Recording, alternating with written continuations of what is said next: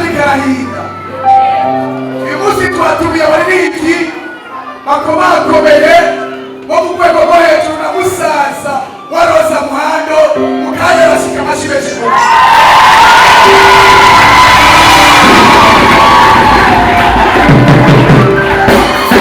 Hariho n'ubundi muririmbyi ariko araza yitwa Jordan. Uyu ni umuririmbyi akomeye cyane muri iyi si, dukomere amashyi Imana. Turaza kwakira ibintu bitandukanye y'abaririmbyi, dukomere amashyi Imana. Hari imbere turabona abakozi b'Imana batandukanye, hariho abaje bava mu gihugu cya Tanzania, hariho n'abavuye mu gisagara cya Bujumbura. Abo bose batanyase baraberewe. Turabona n'abaririmbyi bavuye i Bujumbura, abaririmbyi dukomere amashyi Imana.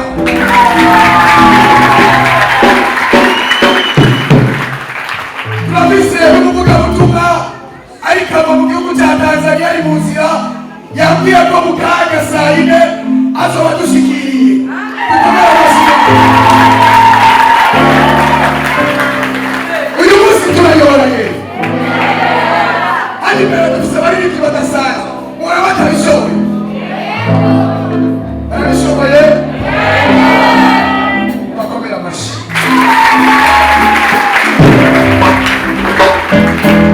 Yesu yashimwe. Hanyuma abariko barabara tugire gutyo, ababishoboye mwegere hano, abagwaye mwegere hano, ibimuga mwegere hano. Uhoraho uyu munsi arakora ibitangaza muri mwebwe. Haleluya.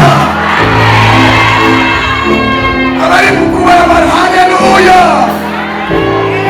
Abari kubarabara haleluya. Yesu nashimwe. Nk'uko twabivuze batanguye na porogaramu yacu y'uyu munsi, kuri mikoro uyu munsi muza kubana nanje hano, hanyuma mukabana n'abaririmbyi hano, hanyuma kandi tuza kubana n'abakozi b'Imana batandukanye hano, hanyuma ubuhinga bw'ivyuma murabona abamisisiye beza cyane. Yesu nashimwe. Hanyuma nuza kuba ashaka kuba gafana araza kugura hajya twarazanye stoke. Yesu nashimwe. Ifani n'amahera 1000 gusa, amazi arahari, ni ukuvuga ko ibintu byose birapanze, turi kipanga sawa sawa. Hanyuma reka duhe abaririmbyi indirimbo 2 gusa, indirimbo 2 abaririmbyi. Aba bari imbere tubaha indirimbo 2, hanyuma bahejeje tuza tubananira porogaramu. Bashimeshi kuba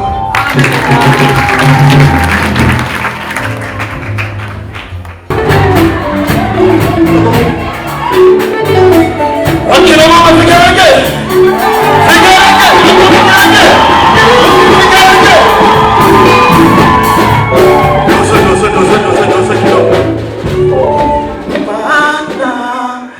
mana kora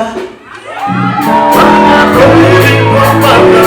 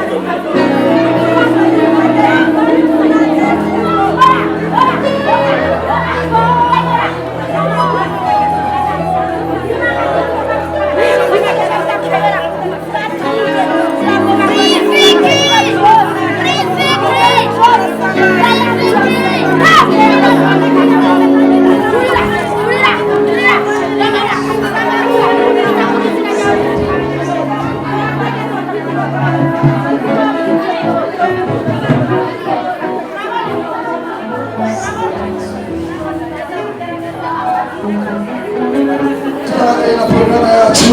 Tunaendelea na programa yetu.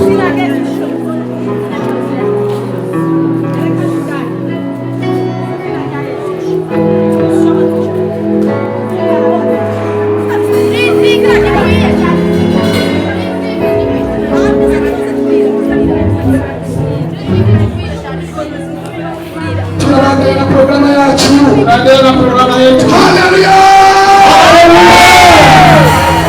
Abamisisi, haleluya!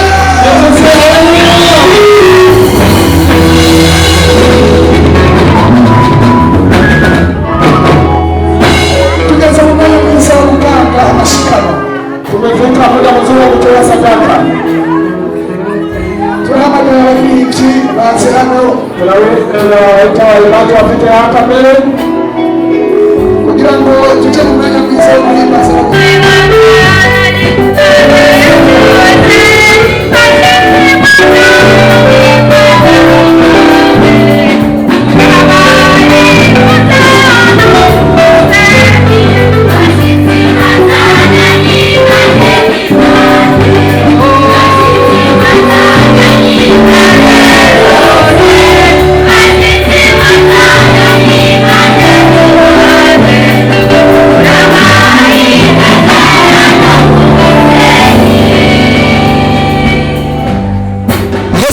Chiro TV kuri mikoro muri kumwe na Jesse Mama Sambamba nibwo turaranje ariko tubasaba gukanda subscribe na comment nkuko mubona twatembereye imwe mu mashengero bavuga yuko yakoranije abapasiteri benshi bagiye batandukanye ariko nuko biruko turi kumwe na pasiteri wenyene bwite ikamazana mu kaze kandi ngenda namukeze kugikorwa yakoze agakoranya abantu barenga ku bihumbi 3 pasiteri ndakubona tumeze neza meze neza cyane.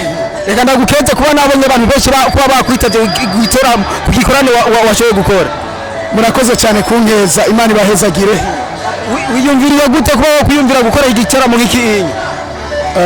Kuntu twavyiyumviriye twebwe Imana yatugiriye ubuntu turakizwa kandi yadukuye habi. Imaze kudukura habi rero cyatuvuga ko natwe twogira igikorane cyo kubwira ubutumwa abantu kugira ngo bave mu vyaha bihane. Urabona abantu b'iki gihe bagomba abantu bababwira ngo ni mutore imigisha, bagomba abantu bababwira ngo ni mutore amahera, ariko siko biri. Kirazira kubwira umuntu ngo atore umugisha utaramenyana n'uwutanga. Manzi umenyana n'uwutanga umugisha hanyuma umaze kumenyana nawe, kuko ijambo ryawe riravuga ngo nimwandondera nanjye nzobarondera, ngo ndabereke ibyinyegeje n'ibyikize, hanyuma nuko murakoze.